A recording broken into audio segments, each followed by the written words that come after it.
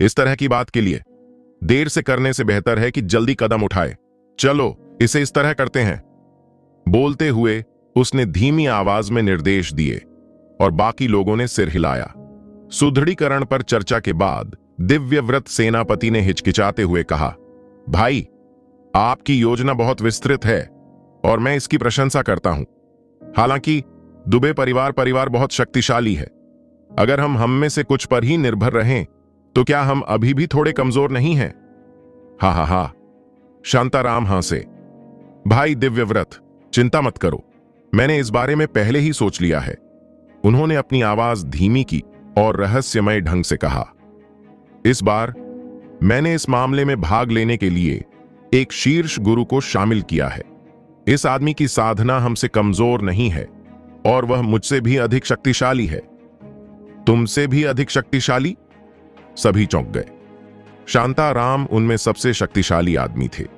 उनकी शक्ति एक 4 सितारा योद्धा राजा के लेवल तक पहुंच गई थी और वह अथाह थे। वह आदमी वास्तव में उनसे अधिक शक्तिशाली था। यह देखकर वे चौंक गए। शांताराम रहस्यमय ढंग से मुस्कुराए। इसकी चिंता मत करो, संक्षेप में एक वाक्य याद रखो, मैं यहां हूं और सब ठीक हो जाएगा। इस समय ध्रुव और अन्य लोग पहले से ही अत्यधिक खतरे में थे। परिधि पर अभी भी 4 स्वामी थे और कम से कम 200 काले वर्दीधारी सैनिक उन्हें घेरे हुए थे। वे 50 सैनिकों के विरुद्ध एक आदमी थे और उनका कोई प्रतिद्वंदी होना संभव नहीं था। रक्षा पंक्ति लगातार संकुचित होती जा रही थी और वे अधिकाधिक पीछे हट रहे थे और चारों सैनिकों की चोटें बढ़ती ही जा रही थीं। एक चीख के साथ नीरज के पेट में जोरदार वार हुआ। यह किसी 2 सितारा मार्शल राजा शिखर शक्ति का सबसे शक्तिशाली प्रहार था। इस प्रहार के बाद उसका चेहरा पीला पड़ गया और उसमें अब और हमला करने की शक्ति नहीं बची थी। लेकिन तुरंत ही एक और 2 सितारा मार्शल राजा शिखर शक्ति ने उसकी जगह भर दी और नीरज पर हमला जारी रखा। नीरज बुरी तरह से घायल हो गया और उसका खून बेतहाशा बहने लगा। यहां तक कि खून में उसके आंतरिक अंगों के टुकड़े भी थे। वह पहले से ही गंभीर रूप से घायल था और उसकी शक्ति केवल 30% ही बची थी। इस 2 सितारा मार्शल राजा शिखर शक्ति ने उसे पीछे धकेल दिया और वह बुरी तरह से घायल हो गया। इस समय अमृता ने भी अपनी सारी शक्ति समाप्त कर ली थी। उसके हाथ में मौन सूर्यास्त धनुष था, लेकिन नीरज और अन्य लोगों की मदद करने का कोई रास्ता नहीं था। वह इतनी चिंतित थी कि वह बार बार अपने पैर पटक रही थी और उसकी आंखों में आंसू बह रहे थे। उसके पीछे कई नौकरानियां भयभीत थीं। वे कमजोर नहीं थीं, लेकिन वे काले कपड़े पहने पुरुषों से कहीं कमतर थीं। वे सभी बहुत बेचैन और भयभीत थीं। रागिनी स्वाभाविक रूप से उनमें से एक थी। उसने अचानक नजर घुमाई और ध्रुव को देखा। इस समय ध्रुव शांत और बिल्कुल भी घबराए हुए नहीं दिख रहे थे। वह हैरान और स्तब्ध थी। उसने महसूस किया कि इस समय ध्रुव उससे बिल्कुल अलग था, जिसे वह आम तौर पर देखती थी। इस समय यह देखकर कि वे अब और नहीं टिक सकते, काले कपड़े पहने पुरुषों के नेता ने अचानक कुछ शब्द चिल्लाए।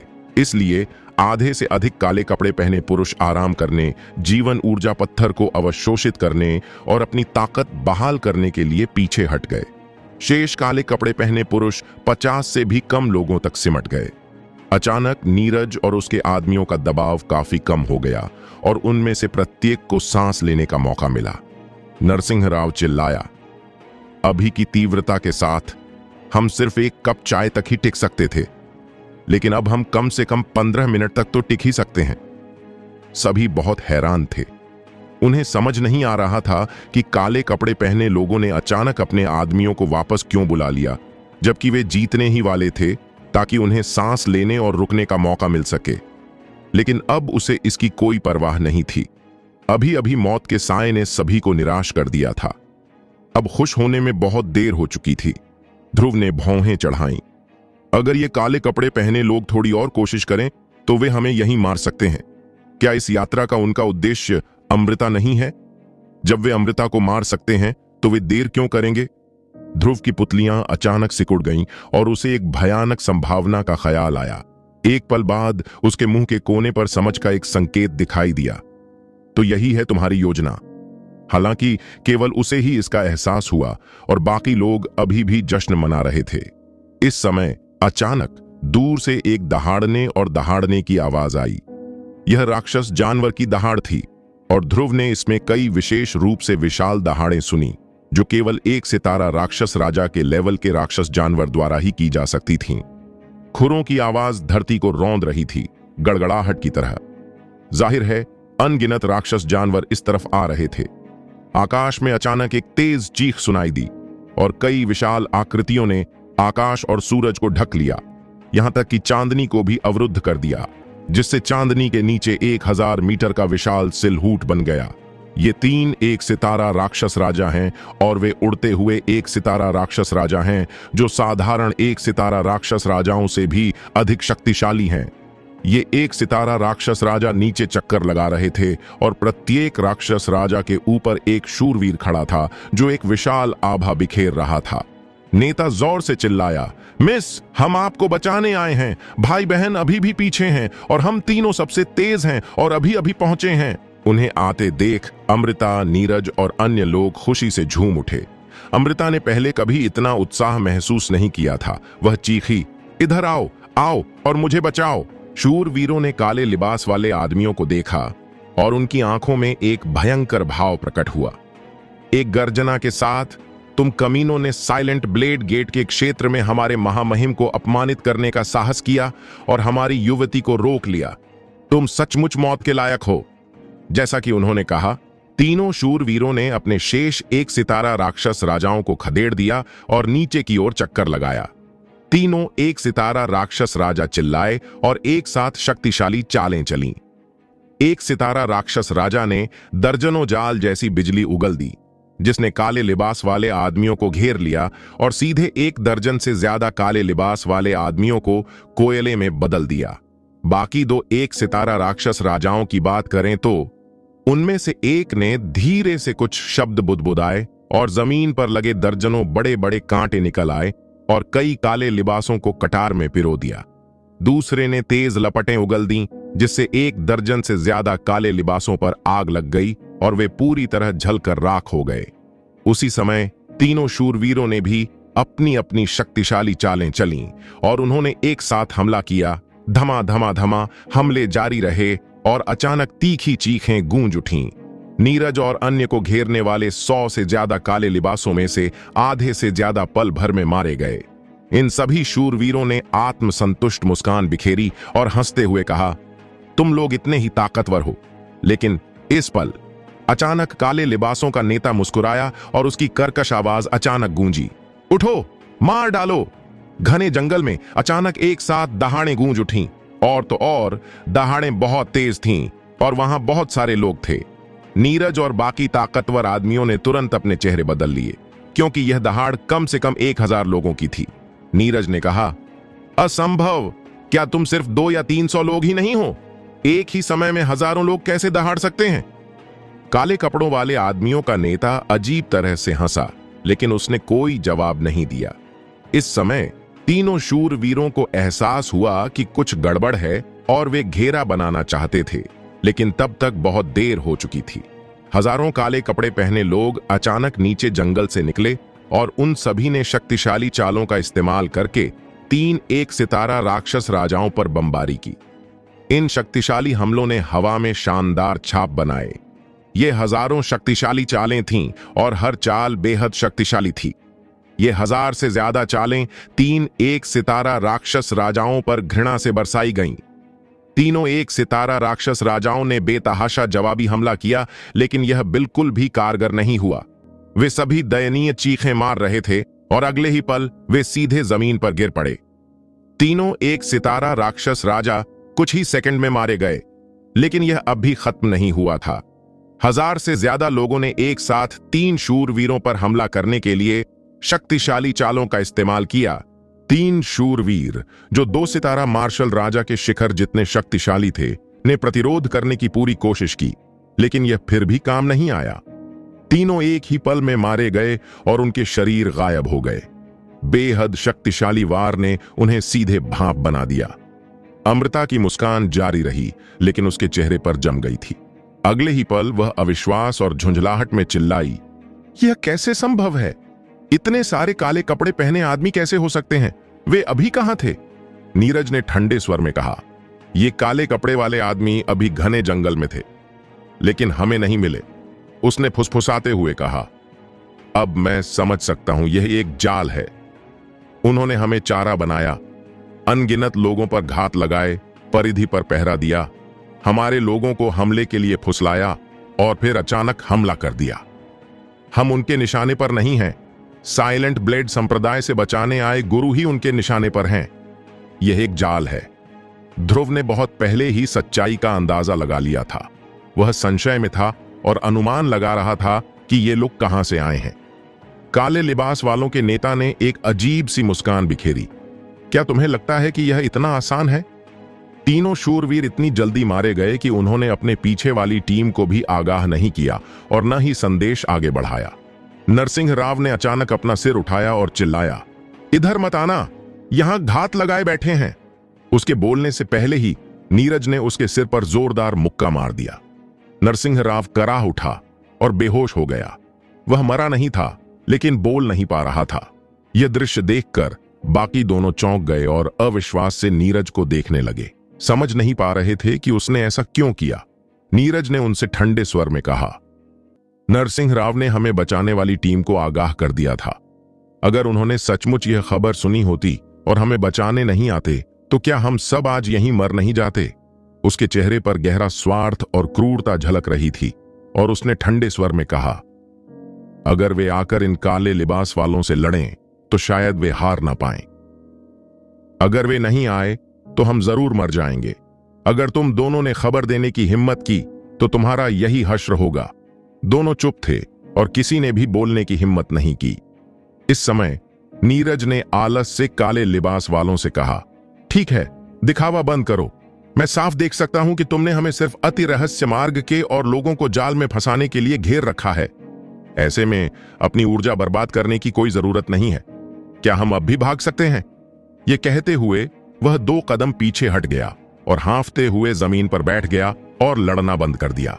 काले लिबास वालों ने एक दूसरे को देखा और काले लिबास वालों के नेता की कर्कश आवाज गूंजी, तुम सच में बहुत होशियार हो, रुको। जैसे ही उसने बोलना समाप्त किया, काले लिबास वाले एक एक करके रुक गए। पूरी प्रक्रिया ने अमृता को लगभग स्तब्ध कर दिया। उसने जो हो रहा था उस पर कोई प्रतिक्रिया नहीं दी। तभी वह जाग गई और चीखी, नीरज, क्या हो रहा है? तुम क्या कर रही हो?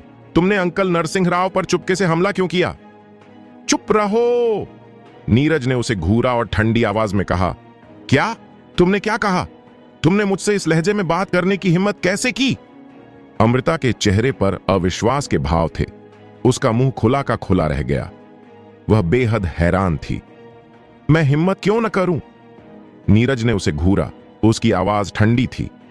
मैं पहले भी तुम्हारा बहुत सम्मान करता था। क्या तुम्हें लगता है कि मैं सचमुच ऐसा करना चाहता था?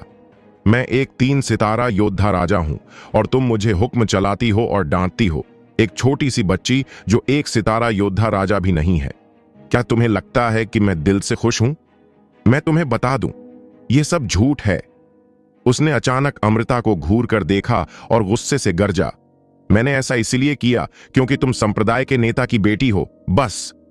दरअसल मैं लंबे समय से अपने दिल में तुमसे बेहद असंतुष्ट था और अब उसने अपने मुंह के कोने पर व्यंग्य का एक संकेत दिखाया। अब हमें डर है कि हम सब यहां मर जाएंगे। मुझे और क्या चिंता है? अगर तुम्हें पता है कि तुम्हारे लिए क्या अच्छा है तो बस जल्दी से चुप हो जाओ, अन्यथा मैं तुम्हें चुप करा दूंगा। अमृता गुस्से में था। वह थोड़े समय में एक युवा महिला के रूप में अपना स्वभाव नहीं बदल सकी और वह चिल्लाई और शाप दिया, नीरज, तुम एक कुत्ते हो जो इंसान नहीं है।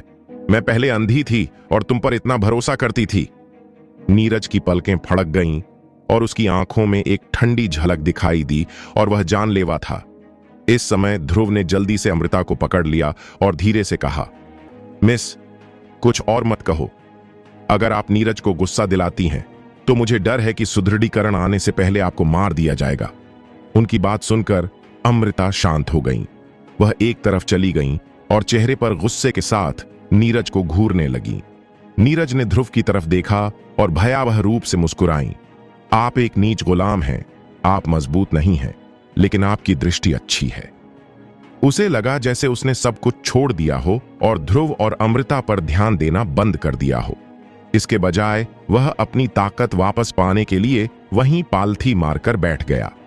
काले कपड़े वाले आदमी ने हमला करना बंद कर दिया और दोनों पक्षों के बीच एक संक्षिप्त शांत टकराव हुआ।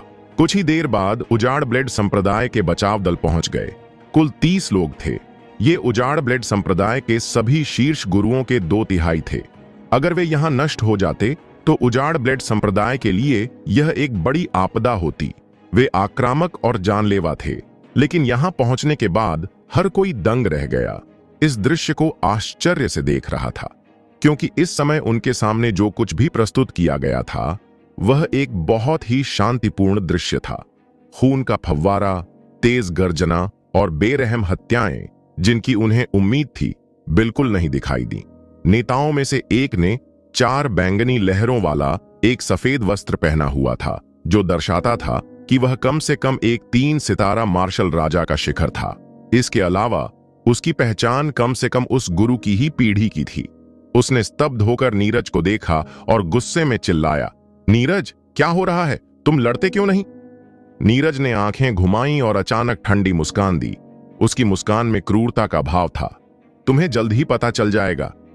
अमृता इस समय जोर से चिल्लाई, नरसिंह राव, सावधान! जैसे ही आवाज गिरी, काले लिबास वालों का नेता जानलेवा इरादे से दहाड़ा, मार डालो! उसी समय घात लगाए बैठे हजारों काले लिबास वालों ने एक साथ दहाड़ते हुए उजाड़ ब्लेड संप्रदाय के स्वामियों पर हमला कर दिया, जो उन्हें मजबूत करने आए थे। हजारों काले लिबास वाले घने जंगल से बाहर निकले और पल भर में उन्हें घेर लिया। पल भर में उजाड़ ब्लेड संप्रदाय के 30 स्वामी घेराबंदी में फंस गए। नरसिंह राव सदमे और गुस्से में दहाड़े, तुम कौन हो? तुम इतने सारे और इतने शक्तिशाली क्यों हो?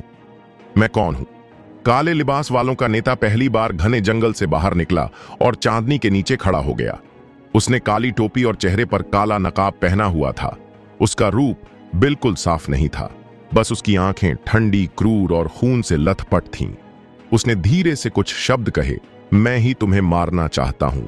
मैं तुम्हारे अति रहस्य मार्ग संप्रदाय को नष्ट करना चाहता हूं। घटनास्थल पर मौजूद अति रहस्य मार्ग संप्रदाय के दर्जनों लोग यह सुनकर सिहर उठे। इस आदमी की महत्वाकांक्षाएं इतनी बड़ी हैं कि वह अति रहस्य मार्ग संप्रदाय को नष्ट करना चाहता है, लेकिन उसकी ताकत इतनी प्रबल है। अति रहस्य मार्ग संप्रदाय के लोग डर गए।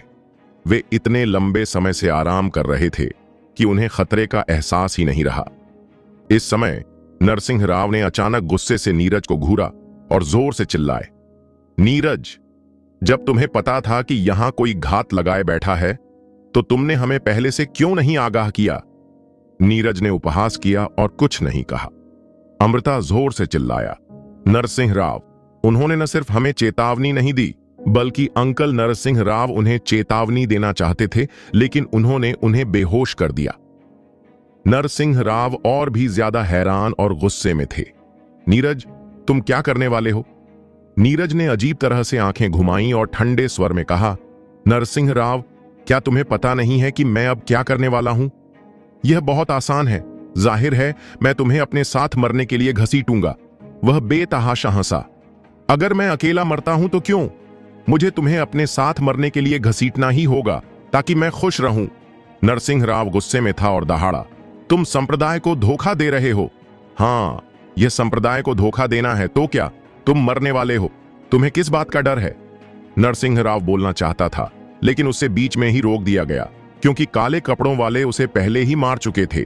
जल्द ही 30 नए सैनिकों को हजारों काले वस्त्रधारी सैनिकों ने अलग कर दिया और उनमें से प्रत्येक को दर्जनों काले वस्त्रधारी सैनिकों का सामना करना पड़ा। इन काले वस्त्रधारियों की औसत ताकत उनसे ज्यादा नहीं थी, बल्कि बहुत कमजोर भी कही जा सकती थी, लेकिन उनकी संख्या बहुत ज्यादा थी और वे निडर थे। भीषण युद्ध शुरू हुआ। उनमें से लगभग 30 सैनिक काले सागर में एक छोटी नाव की तरह थे, जिसके कभी भी पलटने का खतरा था। उसी समय साइलेंस ब्लेड संप्रदाय के पीछे के पहाड़ पर एक छोटी सी काली पहाड़ी थी, पूरी तरह से काली, जिसके चारों ओर कोई घास नहीं उगती थी। बेहद उजाड़, एक उजाड़ और प्राचीन वातावरण बिखेरती हुई।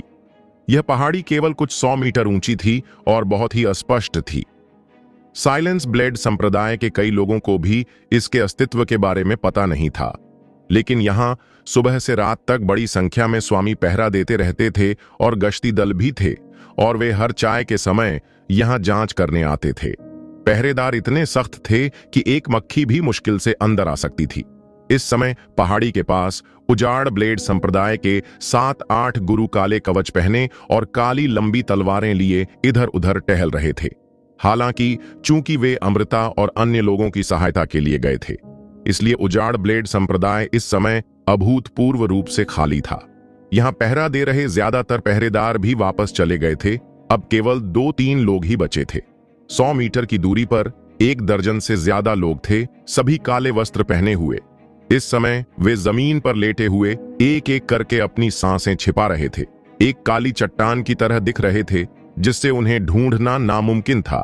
उन 10 लोगों में से केवल एक आदमी ने अपना सिर उठाया और उसकी आंखें बार बार घूम रही थीं, जिससे एक ठंडी और भयंकर रोशनी प्रकट हो रही थी। बाकी 9 लोग बिना हिले डुले वहां पड़े थे ताकि उनकी पोल न खुल जाए। काले कपड़े पहने आदमी ने ऊपर देखा और गौर से देखा और वहां पहरा दे रहे लोगों की संख्या गिन ली। उसके मुंह पर गर्व की एक झलक उभरी। तुम्हारी योजना वाकई शानदार है। इस तरह यहां पहरा देने वाली सेना की अभूतपूर्व कमी है। न केवल हम आसानी से अंदर जा सकते हैं, बल्कि अंदर जाने के बाद हमें उस चीज को ढूंढने के लिए ज्यादा समय मिलेगा और हमारे पास भागने का भी समय होगा। अगर यह अभी भी पहले जैसा ही है, तो मुझे डर है कि ये 3 कदम गलत हो जाएंगे और हम उस चीज को स्वॉर्ड गेट से बाहर ही नहीं निकाल पाएंगे। पता चला कि काले कपड़े वाले आदमी का असली मकसद यही था। उसकी आंखें अचानक बदल गईं, खाली हो गईं और उसकी पुतलियां पीली पड़ गईं, मानो भारी बर्फ गिर रही हो। पूरे आदमी की मानो प्राण शक्ति चली गई हो और अगले ही पल उसके शरीर के पास बैठे 9 लोग कांपने लगे। उन्होंने अचानक अपने सिर उठाए और उनकी आंखें भी खाली थीं। उन 10 लोगों के बीच एक आध्यात्मिक लहर दौड़ गई। पता चला कि काले कपड़े वाले आदमी ने वास्तव में बाकी 9 लोगों की आत्माओं को खुद से जोड़ लिया था। यह एक बहुत ही शक्तिशाली आध्यात्मिक गुप्त तकनीक है। दूसरों को पता न चले, इसके लिए उन्होंने बात नहीं की, बल्कि इस तरह से संवाद किया। समूह का नेतृत्व करने वाला लंबा और दुबला पतला काले वस्त्रधारी आदमी मन ही मन चिल्लाया, करो। इस प्रकार बिना किसी संवाद या तैयारी के 10 लोग एक साथ दौड़ पड़े और काले पहाड़ की रखवाली कर रहे 3 रक्षकों को मार डाला। इन 10 लोगों में सबसे नीचा 2 सितारा योद्धा राजा का मध्य चरण था और 3 रक्षकों में सबसे ऊंचा केवल 2 सितारा योद्धा राजा का मध्य चरण था। इसके अलावा उनके पास कोई बचाव का साधन नहीं था। वे बहुत ढीले थे और जोर जोर से हंस भी रहे थे। फिर अगले ही पल उन्होंने देखा कि मृत्यु का देवता आ गया है और 10 काले वस्त्रधारी उन पर उन्मत्त होकर टूट पड़े। लगभग एक ही पल में कई लोग बुरी तरह घायल हो गए। धमाका धमाका, एक तेज आवाज के बाद उनमें से कई बुरी तरह चीख पड़े और अगले ही पल वे सभी मौके पर ही दुखद रूप से मर गए, बिना कोई प्रतिरोध करने का समय दिए। अंधेरी रात में उनकी चीखें दूर तक फैल गईं और काले वस्त्रधारियों ने दूर से एक घबराई हुई चीख साफ सुनी और कदमों की आहट इस ओर आती हुई दिखाई दी। काले कपड़े वाला लंबा और पतला आदमी चिल्लाया, तुम 9 लोग यहीं रुको, मैं खुद जाकर ढूंढता हूं। 9 लोगों ने एक साथ जवाब दिया। समय कम था, इसलिए काले कपड़े वाले आदमी ने यह कहते ही मुक्का मारा, जिससे काले पहाड़ की चोटी पर एक पत्थर टूट गया और फिर वह जमीन पर गिर पड़ा। नीचे उतरने के बाद एक बेहद गहरी सुरंग थी। वह बेतहाशा तेज गति से पानी में तैरते सांप की तरह सुरंग में उतरा। सुरंग के अंत में एक विशाल पत्थर का दरवाजा था। पत्थर के दरवाजे के पास कोई यंत्र नहीं था, बस एक छोटा सा कंपास था। इस कंपास पर तारे और आभासी सीलिंग हर जगह थे। वह मुस्कुराया और बोला, यह सच है। उसने देर करने का समय नहीं लिया और तुरंत कंपास से छाप बनाते हुए तेजी से छेड़छाड़ करने लगा। कंपास पर अंक लगातार चमक रहे थे और इस समय बाहर उसके अधीन 9 काले वस्त्रधारी पुरुष पहले से ही आए हुए उजाड़ ब्लेड संप्रदाय के स्वामियों से युद्ध कर रहे थे। यह काला पहाड़ उजाड़ ब्लेड संप्रदाय का महत्वपूर्ण स्थान है। उजाड़ ब्लेड संप्रदाय ने यहां कम से कम 4 गश्ती दल बनाए थे जो लगातार गश्त कर रहे थे। गश्ती दल ने भी अभी अभी तीखी चीख सुनी थी। वे सबसे नजदीक थे और पहली बार में ही यहां पहुंच गए। प्रत्येक गश्ती दल में 10 स्वामी थे। हालांकि गश्ती दल में उनकी मुख्य भूमिका लड़ने की बजाय चेतावनी देना है, इसलिए उनकी युद्ध क्षमता आमतौर पर ज्यादा मजबूत नहीं होती। गश्ती दल एक के बाद एक आगे बढ़ता गया, लेकिन वे ज्यादा देर तक प्रतिरोध नहीं कर पाए और काले कपड़े पहने लोगों द्वारा मारे गए। उन्होंने पूरी कोशिश की, लेकिन वे केवल 2 काले कपड़े पहने लोगों को ही मार पाए। इस समय 1 कप चाय बीत चुकी थी और साइलेंट ब्लेड गेट से गर्जना के फटने की आवाजें आ रही थीं और एक विशाल सांस लगातार यहां आ रही थी। काले कपड़े पहने लोगों में से एक जोर से चिल्लाया, कमांडर, हमारे पास ज्यादा से ज्यादा 1 कप चाय है और साइलेंट ब्लेड गेट के स्वामी आ रहे हैं। नीचे कोई आवाज नहीं थी, लेकिन वे सभी जानते थे कि उनके नेता ने यह सुन लिया है। समय बीतता गया और इस समय आसपास कोई दुश्मन नहीं था। ये काले कपड़े पहने लोग उत्सुकता से इंतजार कर रहे थे। वे कमांडर के जल्दी बाहर आने का इंतजार कर रहे थे। अगर प्रतिद्वंद्वी के मजबूत लोग पहले आ जाते तो शायद उन्हें आज यहां सफाई देनी पड़ती। आखिरकार जैसे ही साइलेंट ब्लेड गेट के स्वामी की आवाज नजदीक आ रही थी, एक धमाका हुआ और काला पहाड़ फट गया और धूल से लथपथ एक आकृति बाहर निकली। यह लंबा और दुबला पतला काले कपड़े पहने आदमी था। उसने अपनी बाहों में एक बड़ा जेट बॉक्स पकड़ा हुआ था और अपने हाथ में सरसों के बैग को कई बार हिलाया। जेट बॉक्स को सरसों के बैग में डालने की कोशिश कर रहा था, लेकिन दुर्भाग्य से वह अंदर ही नहीं जा सका। उसने 2 बार कोशिश की, लेकिन कोई फायदा नहीं हुआ। इसलिए उसने हार मान ली और जोर से चिल्लाया, जाओ! समूह तुरंत पागलों की तरह भाग गया। उन्होंने अपनी पूरी कोशिश की और अपनी सबसे तेज गति का इस्तेमाल किया, जैसे बिजली के कुछ बोल्ट। हालांकि अब उनके भागने में थोड़ी देर हो चुकी थी। उनके अभी अभी किए गए कार्यों ने साइलेंट स्वॉर्ड संप्रदाय के स्वामी को तुरंत विस्फोटित कर दिया। आज रात साइलेंट स्वॉर्ड संप्रदाय संकट में था। सबसे पहले सबसे बड़ी महिला खतरे में थी और 2/3 स्वामी बाहर भेज दिए गए थे और अभी तक वापस नहीं आए हैं, जिससे लोग बेहद चिंतित थे। तभी खबर आई कि पिछले पहाड़ के निषिद्ध क्षेत्र पर किसी ने हमला कर दिया है। वे क्रोधित कैसे न होते। इस बार पीछा करने और मारने आए मूक तलवार संप्रदाय के दर्जन भर गुरुओं में एक आदमी ऐसा भी था जिसके सफेद वस्त्र पर 5 बैंगनी लहरें थीं, जो दर्शाता था कि यह आदमी एक सर्वोच्च बुजुर्ग था, संप्रदाय के मुखिया से 1 पीढ़ी ऊंचा। सर्वोच्च बुजुर्ग लंबा था, सफेद बाल और दाढ़ी वाला। वह बहुत भयंकर लग रहा था और उसका चेहरा गुस्से से भरा हुआ था। वह गुस्से से दहाड़ा, चूहे, तुम कहां भाग रहे हो? गति बहुत तेज थी। एक सफेद बिजली की तरह काले कपड़े वाला आदमी उन्मत्त होकर भाग गया। वे पहले ही दर्जनों किलोमीटर की दूरी तय कर चुके थे, लेकिन फिर भी वे एक पल में सफेद बालों वाले बूढ़े आदमी से घिर गए। सफेद बालों वाला बूढ़ा आदमी दहाड़ा और जोर से मुक्का मारा। दोनों काले कपड़े पहने लोगों ने उन्मत्त होकर विरोध किया, लेकिन यह बेकार था। 2 तेज धमाकों के साथ वे दोनों सीधे टुकड़े टुकड़े हो गए। उन्हें चीखने का भी समय नहीं मिला और वे सीधे इस दुनिया में गायब हो गए। अति रहस्य मार्ग के बचे हुए स्वामी भी उनके पीछे दौड़ पड़े। लंबे और दुबले पतले काले कपड़े पहने आदमी ने चेहरे पर चिंता के भाव के साथ पीछे मुड़कर देखा। वह जोर से चिल्लाया, चलो अलग अलग चलते हैं। उसके ऐसा कहते ही बचे हुए लोग 2 समूहों में बंट गए, जिनमें से प्रत्येक में 4 लोग थे। एक उत्तर पूर्व की ओर और दूसरा उत्तर पश्चिम की ओर भाग रहा था। काले कपड़े वाला लंबा और दुबला आदमी उत्तर पश्चिम की ओर भागने वाली कतार में था। उजाड़ ब्लेड संप्रदाय के महापुरुष जोर से चिल्लाए, अलग हो जाओ और पीछा करो। उन्होंने स्वयं कुछ लोगों को उत्तर पश्चिम की ओर ले जाकर काले कपड़े वाले स्वामी का पीछा करके उसे मार डाला। पलक झपकते ही वे हजारों किलोमीटर भाग चुके थे। काले कपड़े पहने ये लोग अपनी मार्शल आर्ट की दिव्य शक्ति का उन्मत्तता से उपयोग कर रहे थे, अपनी आखिरी क्षमता को निचोड़ रहे थे और उन्मत्तता से आगे बढ़ रहे थे। हालांकि यह बहुत तेज था, लेकिन इससे उनके शरीर पर बहुत बोझ भी पड़ रहा था। इतनी देर तक दौड़ने के बाद उनकी सांस फूल रही थी, उनकी छाती और फेफड़ों में जलन हो रही थी और उनकी गति धीमी होने के अलावा कुछ नहीं हो पा रहा था। उजाड़ ब्लेड संप्रदाय का सबसे बड़ा बुजुर्ग जो उनका पीछा कर रहा था, उसकी आस्तीनें फड़फड़ा रही थीं। उसका चेहरा अभी भी लाल नहीं हुआ था और उसकी सांस फूली नहीं थी और यह स्पष्ट था कि उसमें आगे बढ़ने के लिए पर्याप्त ऊर्जा थी। वह जोर से चिल्लाया, तुम कहां भाग सकते हो? बेशर्म कुत्तों, जल्दी रुको, मैं तुम्हें तुरंत मौत दे सकता हूं। काले कपड़े वाला लंबा और पतला आदमी मुड़ा और जोर से चिल्लाया, बूढ़े, सिर्फ भूत ही तुम्हारी बातों पर विश्वास करेंगे। अगर तुम में क्षमता है तो हमें पकड़ो और मार डालो।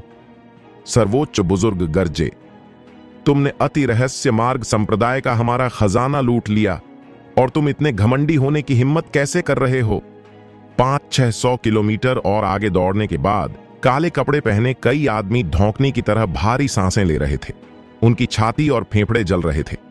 यह अब एक एहसास नहीं बल्कि एक असली चोट थी।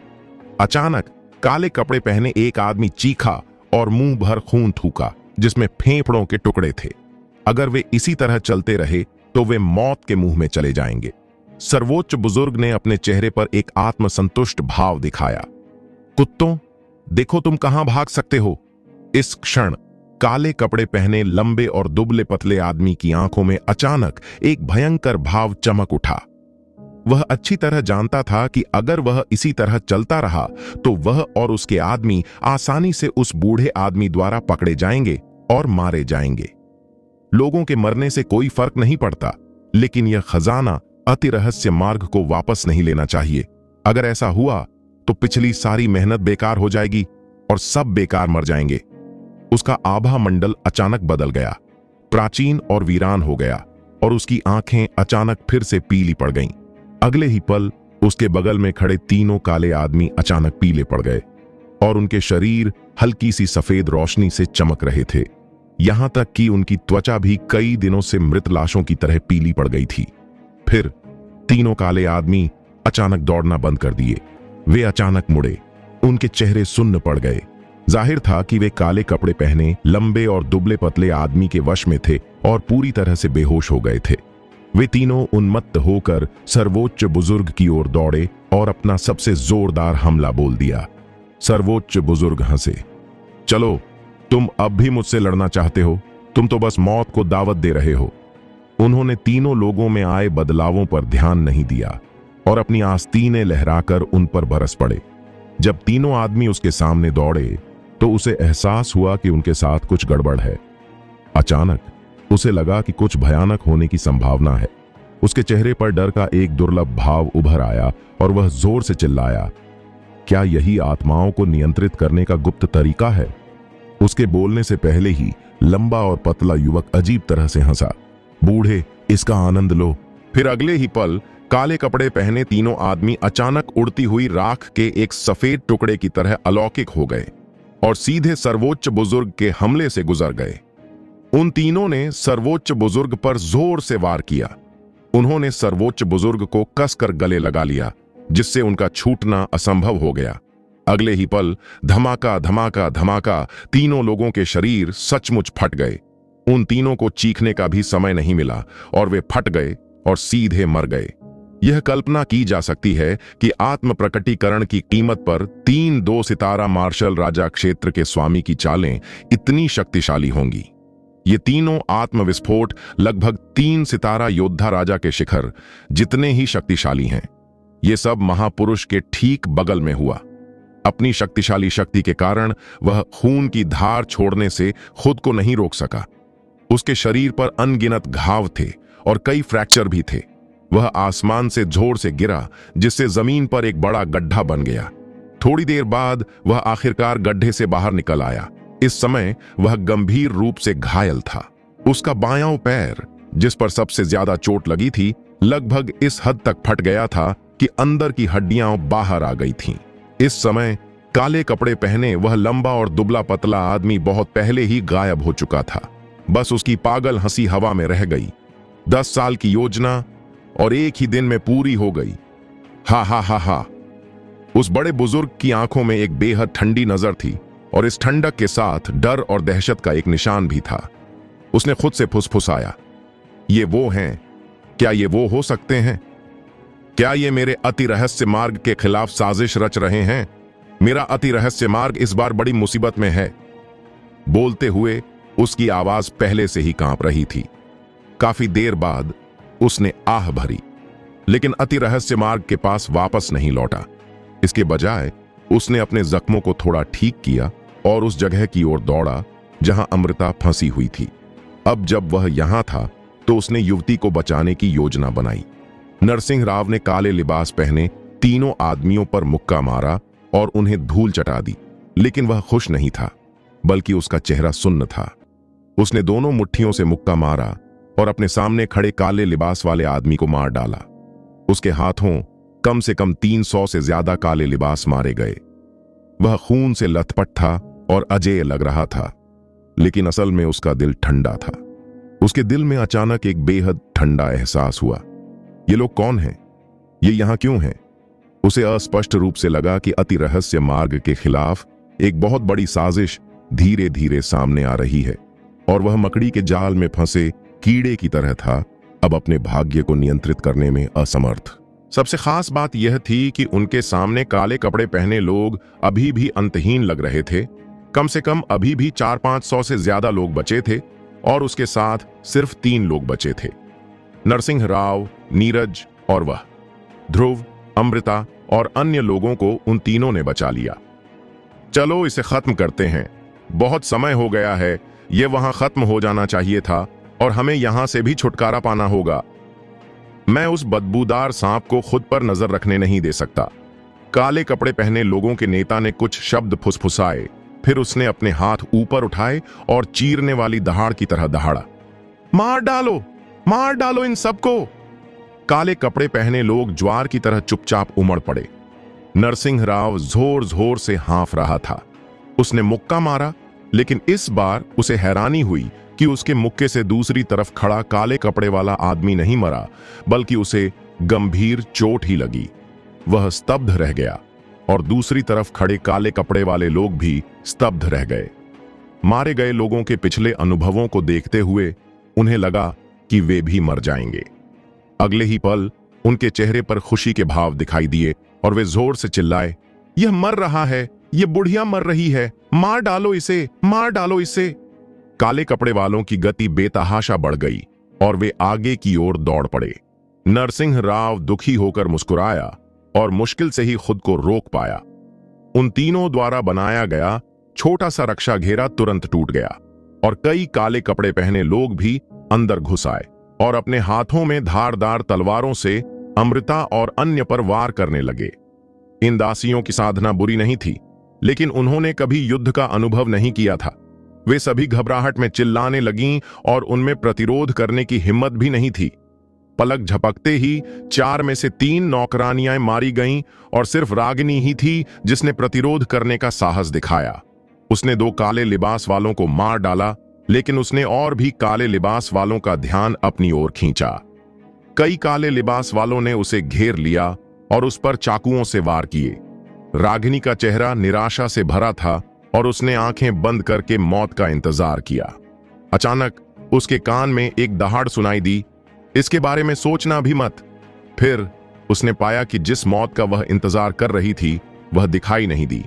फिर उसका शरीर झुका और एक व्यापक आलिंगन में खिंच गया। अगले ही पल शरीर में एक तेज धारदार चाकू घुसने की आवाज आई और रागिनी ने अचानक अपनी आंखें खोलीं। उसी समय उसके चेहरे पर गर्म खून की एक धार फूट पड़ी, जिससे वह चीख पड़ी। तभी उसने देखा कि वह एक व्यापक आलिंगन में थी। पता चला कि यह ध्रुव था, जिसने उसे अभी अभी अपनी बाहों में जकड़ा था। इस समय यह ध्रुव, जिसे वह अक्सर नीची नजरों से देखती और उपहास करती थी, उसे अपनी बाहों में जकड़ लिया, अपनी पीठ फेर ली और अपनी पीठ से उन आदमियों के तीखे वार रोक दिए। तलवारें उसके शरीर पर वार कर रही थीं और तेज आवाज हो रही थी। रागिनी एक पल में अपने आंसुओं को रोक नहीं पाई और पागलों की तरह फूट पड़ी। उसने ध्रुव की ओर देखा और चिल्लाई, ध्रुव, तुम इतने बेवकूफ क्यों हो? ध्रुव मुस्कुराया, मैं बचपन से ही मजबूत रहा हूं और मैं मार सह सकता हूं, चिंता मत करो, मैं मरूंगा नहीं। इस समय उसकी मूल रूप से नफरत भरी मुस्कान रागिनी की आंखों में बेहद गर्मजोशी और भरोसेमंद लग रही थी। ध्रुव भागने से पहले कई बार जमीन पर उसके साथ लौटता और रेंगता रहा। इस समय ध्रुव भी कड़वी मुस्कान से भरा हुआ था। वह स्पष्ट रूप से बहुत मजबूत था और काले कपड़ों में कम से कम 1 दर्जन आदमियों से निपटना उसके लिए कोई समस्या नहीं थी। लेकिन अब वह जल्दी से भाग सकता था क्योंकि उसकी अपनी ताकत दिखाने की हिम्मत नहीं थी। काले कपड़ों वाले आदमियों की आखिरी और सबसे तेज लहर उमड़ पड़ी और नरसिंह राव और बाकी लोगों के चेहरों पर हताश मुस्कान थी। उसने अमृता की ओर मुड़कर उदास होकर कहा, मिस, मैं आपकी रक्षा न कर पाने के कारण अक्षम था। हम सब आज यहीं मर जाएंगे। तभी अचानक एक उदास और क्रूर आवाज सुनाई दी, तुम यहां मर जाओगी, लेकिन मैं नहीं। बोलने वाला आदमी नीरज था। वह पहले निस्तेज और शक्तिहीन था, लेकिन अब वह ऊर्जा और जोश से भर गया था। जाहिर है उसने अभी अभी अपनी ताकत बचा कर रखी थी। उसने ध्रुव की आस्तीन पकड़ ली और ध्रुव का शरीर सहज ही अकड़ गया और वह उसे थप्पड़ मारना चाहता था। लेकिन अचानक उसे एक विचार आया और उसने उसे थप्पड़ नहीं मारा। इसके बजाय उसने नीरज को अपना हाथ पकड़ने दिया और जानबूझकर संघर्ष और लड़ाई की। तुम क्या करने वाले हो? मुझे नीचे गिरा दो। भयभीत होने का नाटक करते हुए नीरज जोर से चिल्लाया, चुप रहो। ऐसा कहते हुए उसने नरसिंह राव की पीठ पर जोर से लात मारी। नरसिंह राव के पास संभलने का समय नहीं था और उसने उसे दर्जनों मीटर दूर लात मारी। वह काले कपड़े पहने आदमियों के बीच जा गिरा और पलक झपकते ही उनसे घिर गया। काले कपड़े पहने लोग नरसिंह राव को घेरने गए, इसलिए घेरे में एक दरार आ गई। नीरज जोर से हंसा। ध्रुव को लेकर उस दरार से बाहर उड़ गया। पलक झपकते ही वह घने जंगल में गायब हो गया। नरसिंह राव स्तब्ध रह गया। काफी देर बाद वह हिंसक रूप से दहाड़ा, नीरज, नमस्ते, आप बहुत अच्छे हैं। आपने संप्रदाय को धोखा देने का साहस किया। अमृता चिल्लाया, नीरज, मैं तुम्हें मार डालूंगा। रागिनी ऐसा लग रहा था जैसे वह खो गई हो। वह दूर से खाली आंखों से देख रही थी, लेकिन वह 2 शब्द बुदबुदा रही थी, ध्रुव। नीरज के जाते ही पल भर में एक अत्याचारी आवेग यहां अचानक उतर आया। आखिरकार सर्वोच्च बुजुर्ग ही समय पर पहुंचे। एक जोरदार आवेग के साथ सर्वोच्च बुजुर्ग ने दर्जनों काले लिबास वालों को मुक्का मारकर मार डाला। पलक झपकते ही उनमें से सिर्फ आधे ही बचे। काले लिबास वालों के सरदार ने आंखें सिकोड़ लीं और उसका चेहरा चमक उठा। उसने अपने आदमियों से एक शब्द भी नहीं कहा और सीधे चला गया। सर्वोच्च बुजुर्ग के आगमन के साथ ये काले कपड़े वाले लोग स्वाभाविक रूप से अमृता को नहीं मार सके। कुछ ही क्षणों में इनमें से आधे से ज्यादा काले कपड़े वाले लोग सर्वोच्च बुजुर्ग द्वारा मारे गए। बाकी लोग चिल्लाते हुए भाग गए। गंभीर रूप से घायल हो गया था।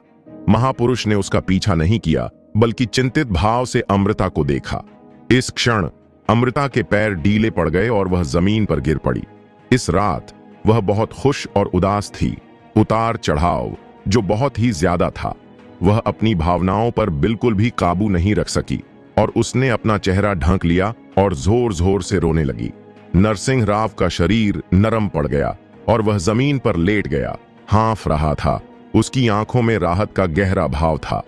महापुरुष ने भौहें सिकोड़ी और चारों ओर देखा और काले कपड़ों में लिपटी लाशों की परतों के बीच अति रहस्य मार्ग संप्रदाय के गुरु की आकृति देखी।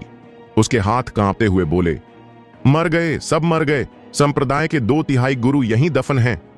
आज रात यह नाटक खत्म होता दिख रहा है, लेकिन कुछ लोगों के लिए यह तो बस शुरुआत है। ध्रुव को नीरज इस घने काले जंगल में उत्तर पश्चिम की ओर ले गया और जल्द ही उसने 1000 किलोमीटर की यात्रा कर ली। जब नीरज को लगा कि कोई उसका पीछा नहीं कर सकता, तब वह आकाश से नीचे उतरा। उसके सामने एक इमारत थी। चांदनी में ध्रुव ने देखा कि यह एक जीर्ण शीर्ण मंदिर था। यह बहुत ऊंचा था, कई दर्जन फीट ऊंचा और सैकड़ों फीट का दायरा। यह बहुत भव्य रहा होगा, लेकिन अब यह बहुत जीर्ण शीर्ण हो गया है। लेकिन कुल मिलाकर यह अच्छी तरह से संरक्षित था। कम से कम दीवारें तो नहीं गिरी थीं। नीरज ने ध्रुव को गोद में उठाया और मंदिर में प्रवेश किया। उसने ध्रुव को दीवार के कोने में जोर से पटक दिया और फिर अचानक कांप कर जमीन पर घुटनों के बल बैठ गया। ऐसा लग रहा था कि वह अब खुद को नियंत्रित नहीं कर पा रहा है। एक आह के साथ मुंह से खून की एक बड़ी फुहार निकली। मुंह से खून की इस फुहार के निकलने के बाद ऐसा लगा जैसे कोई छेद हो गया हो और उसे बंद नहीं किया जा सकता था। उसने लगातार 1 दर्जन से ज्यादा घूंटों में खून उगला और खून में बड़ी मात्रा में खून के थक्के और आंतरिक अंगों के टुकड़े मिले हुए थे, जो चौंकाने वाला लग रहा था। ध्रुव ने बगल से ठंडेपन से देखा। उसके मुंह के कोने पर एक व्यंग्यात्मक भाव था। नीरज पहले बहुत शांत और स्थिर था। चोट के कोई निशान नहीं थे, लेकिन उसने लोगों को बहुत थकावट का एहसास दिलाया। ध्रुव को अभी एहसास हुआ कि नीरज बहुत पहले घायल हो गया था और चोट बहुत गंभीर थी, लेकिन वह इसे दबा रहा था और दूसरों को इसका पता नहीं चलने दे रहा था। लेकिन बिना किसी राहत के इसे हर समय दबाए रखने से चोट और भी गंभीर हो गई और पूरे रास्ते पागलों की तरह भागदौड़ के साथ चोट और भी गंभीर हो गई। अब उसकी ताकत बहुत कम हो गई है। ध्रुव ने अनुमान लगाया कि उसकी ताकत अब ज्यादा से ज्यादा 2 सितारा मार्शल किंग के चरम पर है। अपने चरम पर 3 सितारा मार्शल किंग की तुलना में यह एक बड़ा कदम पीछे है। लंबे समय के बाद नीरज आखिरकार ठीक हो गया। वह हाँफने लगा। उसके चेहरे पर दर्द के निशान थे। उसका चेहरा एक गेंद की तरह मुड़ गया था, बहुत ही भयानक और भयावह। उसने कांपते हुए अपनी आस्तीन से एक हरे जेड की बोतल निकाली, उसे खोला और उसमें से एक तेज खुशबू और हरे रंग की गोली निकाली। यह स्पष्ट था कि गोली की गुणवत्ता बहुत अच्छी थी और उसने उसे अपने मुंह में डाल लिया। कई उच्च श्रेणी की चीजें जैसे कुछ खजाने और कुछ अमृत सरसों के बीज की थैली में नहीं डाली जा सकती। गोली मुंह में डालते ही उसका चेहरा तुरंत बहुत सहज हो गया और उसके चेहरे की विकृति भी गायब हो गई। जल्द ही वह सामान्य हो गया और खड़ा हो गया, लेकिन ध्रुव स्पष्ट रूप से देख सकता था कि उसकी चोट केवल दबी हुई थी, ठीक नहीं हुई थी। उसकी ताकत अभी भी एक 2 सितारा योद्धा राजा के लेवल की थी। नीरज अपने चेहरे पर एक ठंडी मुस्कान के साथ ध्रुव की ओर बढ़ा और अचानक मुस्कुराया और कहा, ध्रुव, क्या तुम जानते हो कि मैं तुम्हें क्यों पकड़ना चाहता हूं? ध्रुव ने सिर हिलाया और कड़वी मुस्कान के साथ हाथ में लिए मौन सूर्य प्रकाशक धनुष को हिलाया और कहा, क्या इसीलिए? तुम बहुत होशियार हो। तुम असल में वजह का अंदाजा लगा सकते हो। नीरज ने व्यंग्यात्मक लहजे में कहा, लेकिन अगर मुझे बस ये धनुष बाण चाहिए तो मैं इसे तुमसे छीन सकता हूं। वैसे भी तुम्हारी कमजोर ताकत के आगे विरोध की कोई गुंजाइश ही नहीं है। तो फिर मैंने तुम्हें क्यों पकड़ा और मुझे तुम्हें और इस बोझ को अपने साथ उठाकर इतनी दूर क्यों भागना पड़ रहा है? ध्रुव ने भौहें चढ़ाईं और कुछ देर सोचा और फिर कहा, मुझे पता है कि मैंने तुम्हें पहले भी कई बार नाराज किया है और तुम लंबे समय से इस बात से नाराज हो। इसके अलावा मौन सूर्य प्रकाशक धनुष, जिसे तुम हमेशा से चाहते थे, मुझे सबसे बड़ी महिला ने दिया था, इसलिए तुम मन ही मन मुझसे बहुत नाराज हो। तुम मुझे यहां अपना गुस्सा निकालने के लिए मारने लाए हो, है ना? ओह, तुम वाकई बहुत विचारशील हो। तुम इस लेवल तक सोच सकते हो। बिल्कुल सही, बिल्कुल सही। दरअसल अगर कुछ अप्रत्याशित न हो तो मुझे भी यही सोचना चाहिए, है ना? नीरज ने मुस्कुराते हुए पूछा। ध्रुव की भौहें तन गईं और उसके दिल में एक बुरा पूर्वाभास उमड़ पड़ा। नीरज के चेहरे पर उपहास और भी गहरा हो गया। उसने अचानक ध्रुव को घूरा और गरजा, ध्रुव, तुम नाटक करते रहो, नाटक करते रहो। मैं देखना चाहता हूं कि तुम कब तक नाटक करते रहोगे। ध्रुव ने उसे शांति से देखा और धीरे से कहा, मुझे समझ नहीं आ रहा तुम्हारा क्या मतलब है। ओ, तुम समझ नहीं रहे हो मेरा क्या मतलब है ना? नीरज आगे बढ़ा, ध्रुव के बाल पकड़े, अपना चेहरा उसकी ओर किया। उसका चेहरा लगभग उसके चेहरे को छू रहा था और भयंकर रूप से गरजा, साले, क्या तुम्हें नहीं लगता कि किसी ने ध्यान नहीं दिया? मैं तुम्हें बता दूं, मुझे तुम्हारी पृष्ठभूमि का पता बहुत पहले ही चल गया था। तुम साइलेंट पर्वतों से बिल्कुल नहीं हो। साइलेंट स्वॉर्ड संप्रदाय में आने से पहले ही तुम्हारे पास एक विरासत थी। और तो और, यह विरासत बहुत शक्तिशाली है और इसका लेवल साइलेंट स्वॉर्ड संप्रदाय से बिल्कुल भी कम नहीं है। जल्दी करो और राज मुझे सौंप दो। यह कहते ही उसके गालों का मांस कांप उठा और उसका चेहरा लालच से भर गया।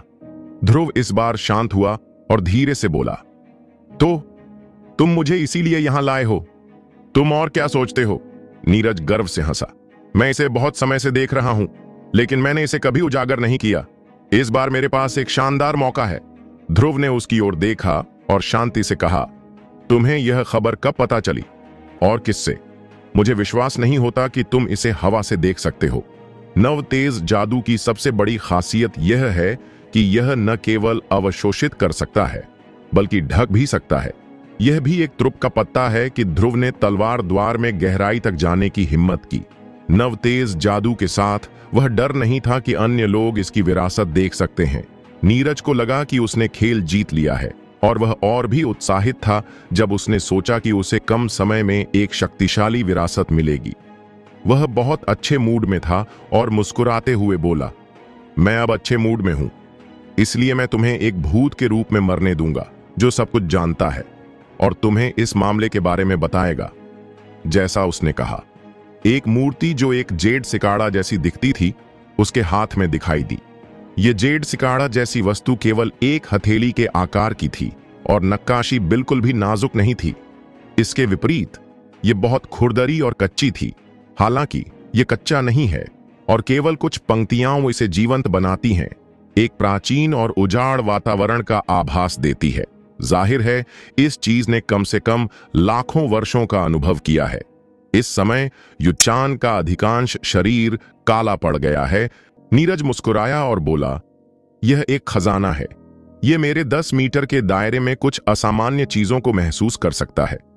उदाहरण के लिए एक अत्यंत महान विरासत, उदाहरण के लिए एक बहुत बड़ा खजाना, उदाहरण के लिए कुछ स्थान जहां स्वर्गीय आत्माएं और सांसारिक खजाने पैदा होते हैं आदि। यह उन्हें महसूस कर सकता है। ध्रुव यह सुनकर चौंक गया। इस चीज का ऐसा जादुई प्रभाव है, इसे एक दुर्लभ खजाना कहा जा सकता है। देखा, यह जेड सिकाड़ा 3 भागों में बटा है। नीरज ने जेड सिकाड़ा की सतह की ओर इशारा करते हुए कहा, 3 भागों का मतलब है कि इसे सिर्फ 3 बार ही इस्तेमाल किया जा सकता है और इसका इस्तेमाल चलाने वाले की मर्जी पर बिल्कुल भी निर्भर नहीं करता, बल्कि यह दिखाई देगा और इस्तेमाल किया जाएगा। तो जब तक यह काला हो जाता है इसका मतलब है कि यह असाधारण है। जब मुझे यह जेड सिकाड़ा मिला तब तक वह इसे एक बार इस्तेमाल कर चुका था। मैंने इसे दशकों से अपने शरीर पर पहना है। मैं अनगिनत खजानों के पास से गुजरा हूं और अनगिनत शक्तिशाली विरासतों का सामना किया है, लेकिन इसने कोई प्रतिक्रिया नहीं की। सिर्फ जब यह तुम्हारे पास आया तब इसने प्रतिक्रिया दी। इसलिए मुझे यकीन है कि तुम्हारी विरासत बेहद नेक और शक्तिशाली है। ध्रुव ने गहरी सांस ली। तो इसीलिए इस स्थिति का सामना करते हुए वह इसे केवल दुर्भाग्य ही मान सकता था। नीरज अधीरता से चिल्लाया, इसे जल्दी से सौंप दो, मुझे ऐसा करने के लिए मजबूर मत करो। तुम मुझे तभी बताओगे जब मुझे तुम्हें पीट पीट कर मार डालना पड़े, है ना? इस समय उसने ध्रुव को बिल्कुल भी गंभीरता से नहीं लिया। उसके विचार से हालांकि ध्रुव के पास यह महान और शक्तिशाली विरासत थी, फिर भी उसकी वर्तमान ताकत अभी भी बहुत कमजोर थी और वह उसका बिल्कुल भी विरोधी नहीं था।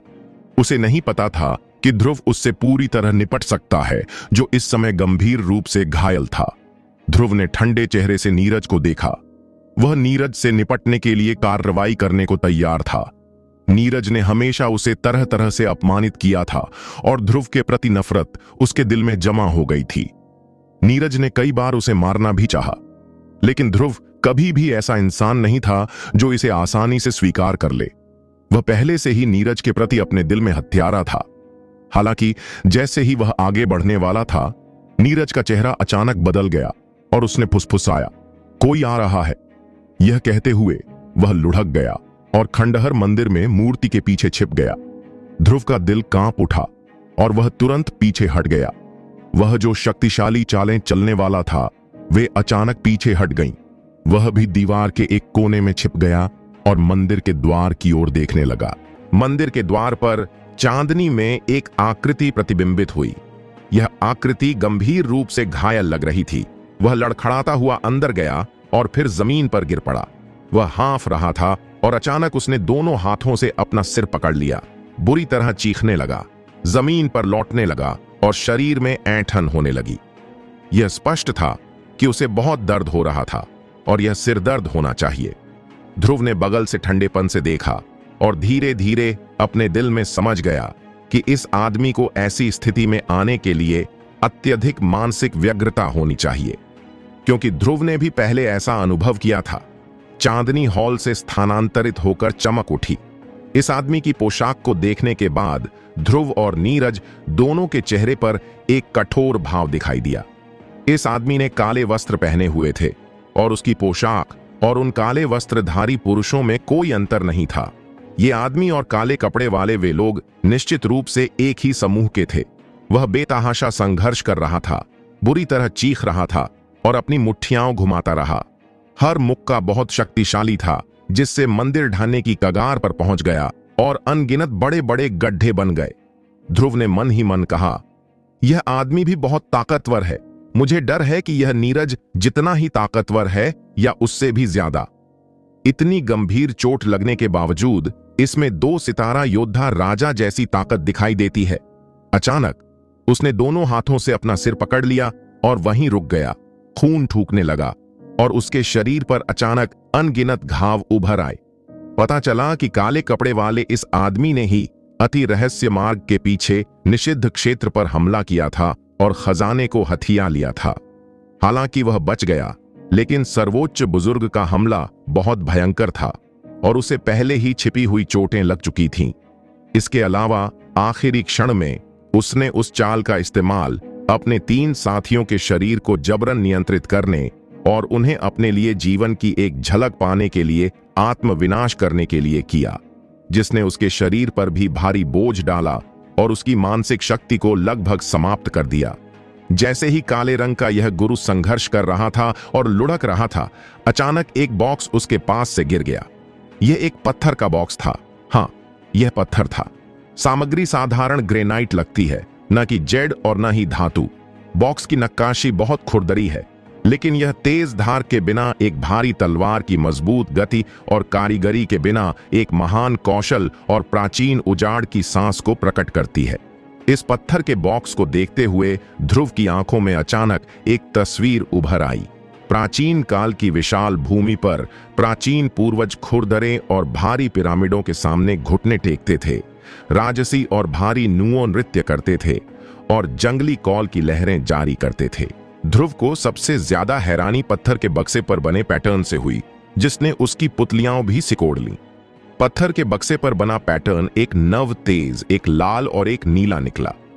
ध्रुव के दिल में अचानक एक तूफान सा दौड़ गया, मानो किसी हथौड़े की चोट लगी हो। उसके दिल में एक आवाज गूंजी, यह नवतेज सम्राट की कब्र से कुछ है। यह निश्चित रूप से नवतेज सम्राट की कब्र से निकाला गया खजाना है। उसकी आंखों में एक अवर्णनीय दिव्य प्रकाश फूट पड़ा और उसके दिल में एक दृढ़ आवाज गूंजी, मेरा, यह निश्चित रूप से मेरा है। उसी समय नीरज की आंखें भी लालच से भर गईं और उसने बक्से की उत्पत्ति पहचान ली। इसलिए बिना किसी हिचकिचाहट के वह चमका और काले कपड़े पहने लंबे और पतले आदमी के बगल में प्रकट हुआ और उसे जोर से मुक्का मारा। इस चाल में 2 सितारा योद्धा राजा जैसी ताकत थी और उसने पहले ही अपनी सबसे मजबूत चाल चल दी थी। इस समय काले कपड़े वाला लंबा और पतला आदमी जो जमीन पर लौट रहा था और संघर्ष कर रहा था, बेहद दर्द में दिख रहा था और वापस लड़ने की कोई ताकत नहीं थी। अचानक सीधा हो गया। उसके चेहरे पर एक अजीब सी मुस्कान आ गई और उसने अपने मुंह के कोने पर एक अजीब सी मुस्कान के साथ नीरज को देखा। तुम आखिरकार हमला करने से खुद को रोक नहीं पा रहे हो। नीरज को अचानक अपने दिल में एक बुरा एहसास हुआ, लेकिन तब तक बहुत देर हो चुकी थी। वह केवल आगे हमला जारी रख सकता था और इस समय काले कपड़े वाला लंबा और पतला आदमी चिल्लाया, चमका और दूर चला गया, सीधे इस कदम से बचता हुआ। उसी समय जहां नीरज खड़ा था, उसके पैरों के नीचे का काला पत्थर का स्लैब अचानक 2 विशाल काले हाथों में बदल गया। मजबूती से उसके पैरों को जकड़ लिया। 2 काले हाथ साधारण लग रहे थे, लेकिन वास्तव में वे अत्यंत शक्तिशाली शक्ति से भरे हुए थे। नीरज ने बहुत संघर्ष किया, लेकिन वह बच नहीं सका। वह सदमे और गुस्से से चिल्लाया, यह क्या है? काले कपड़े पहने लंबा और पतला आदमी ठंडी मुस्कान के साथ मुस्कुराया और उसका शरीर चमक उठा और सीधे नीरज के सामने आ गया। उसने अचानक नीरज के कंधों को पकड़ लिया और उसकी आंखें धूसर हो गईं। अचानक नीरज को एक अत्यंत शक्तिशाली मानसिक आघात लगा। नीरज ने एक तीखी चीख मारी और उसका पूरा शरीर हिंसक रूप से कांप उठा। उसकी त्वचा, हड्डियां और मांसपेशियां पानी की तरह बहने लगीं। उसका सिर हिंसक रूप से कांप गया और उसकी आंखें खाली हो गईं। थोड़ी देर बाद वह जोर से चीखा और उसके साथ छिद्रों से खून बहने लगा। नहीं, बल्कि यह कहना चाहिए कि यह फूट पड़ा। उसका शरीर नरम पड़ गया और उसका सिर झुक गया और वह जमीन पर गिर पड़ा। वह बेहद दुखी लग रहा था और उसमें वापस लड़ने की भी ताकत नहीं थी। ध्रुव हैरान रह गया। वह इतनी दूर से भी काले कपड़े पहने उस लंबे और दुबले आदमी के मानसिक प्रभाव को साफ महसूस कर सकता था। उस पर तो उसके बाद के हमले भी हुए थे। काले कपड़े पहने उस लंबे और दुबले आदमी में इतनी प्रबल मानसिक शक्ति थी। हालांकि यही तो हद थी। ध्रुव को लगा कि उसकी मानसिक शक्ति समाप्त हो गई है। अभी अभी किया गया कदम भी थोड़ा मजबूरी भरा लग रहा था। तभी काले कपड़े पहने उस लंबे और दुबले आदमी ने अपने कंधे हिलाए, खड़ा हुआ, नीरज के सामने चला गया और उसकी तरफ देखा। नीरज ने आंखें खोलीं, उसकी निगाहें खालीपन से भर गईं और वह बुदबुदाया, यह कैसे संभव है? तुम इतने शक्तिशाली कैसे हो? यह असंभव कैसे है? काले कपड़े पहने उस लंबे और दुबले आदमी के चेहरे पर एक आत्मसंतुष्ट मुस्कान थी। अभी अभी मंदिर में प्रवेश करते ही मुझे तुम्हारा एहसास हो गया था। मैं घायल जरूर हूं, लेकिन इतना गंभीर नहीं। कम से कम मुझ में अभी भी एक 3 सितारा योद्धा राजा जैसी ताकत तो है। अभी अभी मेरा व्यवहार तुम्हें भ्रमित करने के लिए था। हा हा हा, यह सचमुच काम कर गया। मैं तुम्हें अपने पास ले गया और अचानक हमला कर दिया, जिससे तुम्हारी लगभग सारी मानसिक शक्ति नष्ट हो गई। और मैं, हालांकि मेरी मानसिक शक्ति समाप्त हो गई है और मेरी शक्ति 2 सितारा योद्धा राजा के शिखर पर पहुंच गई है, फिर भी तुम्हें आसानी से मार सकता हूं, क्योंकि अब तुम वापस लड़ने में असमर्थ हो। वह आकाश की ओर विजयी भाव से हंसा। इस समय नीरज, जो बेहद कमजोर और प्रतिरोध करने में असमर्थ लग रहा था, अचानक उसकी आंखों में एक ठंडी चमक चमकी और वह जोर से चिल्लाया, सच में? उसके बोलते ही उसके शरीर से एक सफेद जेड की बोतल निकली और उसने उसे कुचल दिया।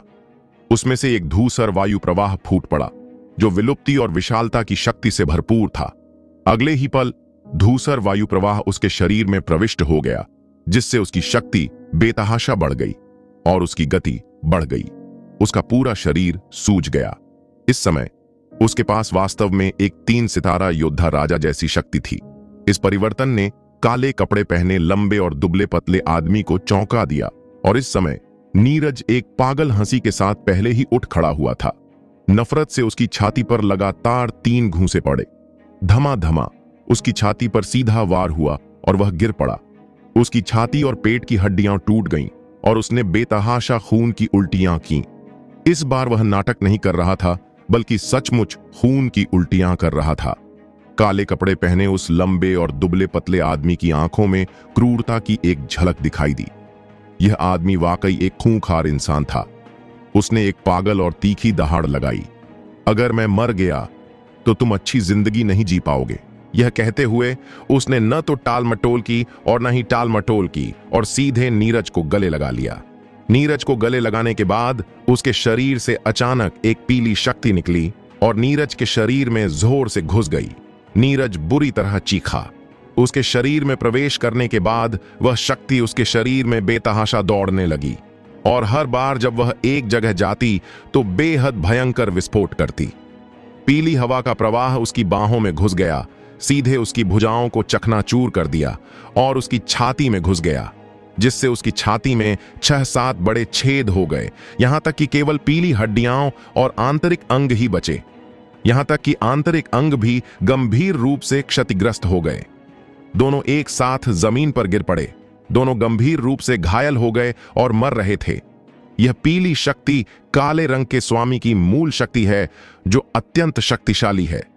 वे दोनों जमीन पर लेट गए और उनमें हाथ उठाने की भी ताकत नहीं थी।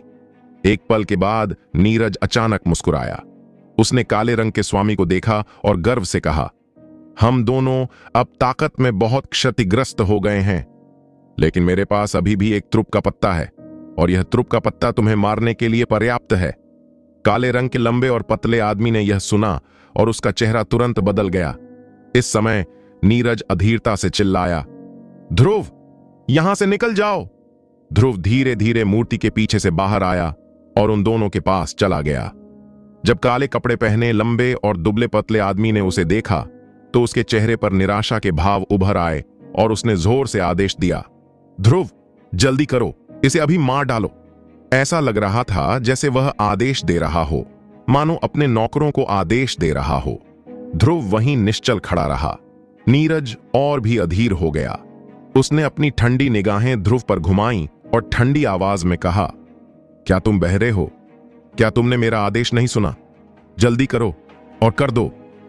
ध्रुव मुस्कुराया और नीरज की ओर देखते हुए बोला, तुम सच में जीना या मरना नहीं जानते। इस समय तुम मुझसे इस लहजे में बात करने की हिम्मत कैसे कर रहे हो? नीरज का चेहरा काला पड़ गया और उसने व्यंग्यात्मक लहजे में कहा, ध्रुव, यह मत सोचो कि मैं अब घायल होने के कारण तुम्हारा कुछ नहीं कर सकता। मैं तुम्हें बता दूं, हालांकि मैं अब गंभीर रूप से घायल हूं। अगर मैं तुम्हें अपनी पूरी ताकत से मारूं तो भी मैं तुम्हें आसानी से मार सकता हूं। तुम तो बस एक चींटी हो जो अभी अभी मार्शल लॉर्ड दायरे में दाखिल हुई हो। मेरे सामने तुम्हारे पास जवाबी हमला करने की कोई ताकत नहीं है। तुम्हें मारना चींटी को कुचलने जैसा है। ओ, सच में? ध्रुव मुस्कुराया और बोला, तुम मुझे ऐसे ही मारना चाहते हो, है ना? यह कहते हुए वह अचानक और ज्यादा ताकतवर हो गया और नीरज पर जोर से दबाव डाला। नीरज दब गया और उसने फिर से खून थूक दिया। उसने महसूस किया कि ध्रुव का आभामंडल बेतहाशा बढ़ रहा था और वह वाकई 2 सितारा मार्शल किंग दायरे तक चढ़ गया था। उसके चेहरे पर डर और अविश्वास के भाव थे और वह जोर से चिल्लाया, यह कैसे हो सकता है? यह कैसे संभव है? तुम्हारे पास इतनी मजबूत ताकत कैसे हो सकती है? तुम तो बस एक चींटी हो जो अभी अभी मार्शल लॉर्ड दायरे में दाखिल हुई हो। तुम्हारे पास 2 सितारा मार्शल किंग जैसी ताकत कैसे हो सकती है? ध्रुव ने मुस्कुराते हुए उसकी तरफ देखा और धीरे से कहा, माफ करना, मैं तो बस इतना ही ताकतवर हूं। उसने मुस्कुराते हुए कहा, अब बताओ, किसने किसे मारा? जैसे चींटियां कुचल रही हों। नीरज के चेहरे पर आखिरकार निराशा के भाव उभर आए। उसने ध्रुव की तरफ देखा। उसकी आवाज कांप रही थी, तुमने इसे इतनी गहराई से छुपाया था, अब पता चला कि तुम में इतनी जबरदस्त ताकत है। साइलेंट ब्लेड गेट में घुसने के तुम्हारे कुछ और ही इरादे होंगे, है ना? ध्रुव ने उसकी ओर देखा, मुस्कुराया और कहा, तुम सही हो। दोस्तों, आपको यह एपिसोड कैसा लगा हमें कमेंट करके जरूर बताएं और इस वीडियो को लाइक और शेयर करना ना भूलें। चलिए मिलते हैं एक नए एपिसोड के साथ।